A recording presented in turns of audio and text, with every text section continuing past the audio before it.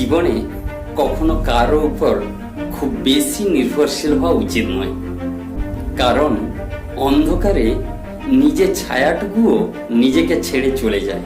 এই প্রসঙ্গে একটা ছোট গল্প আছে।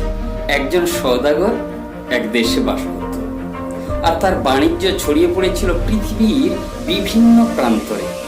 তিনি এক সুন্দরী মহিলাকে বিয়ে করলেন, আর তাদের কোল জুড়ে এলো একটা ছোট্ট ফুটফুটে সন্তান। খুব আনন্দে দিন কাটে তাদের।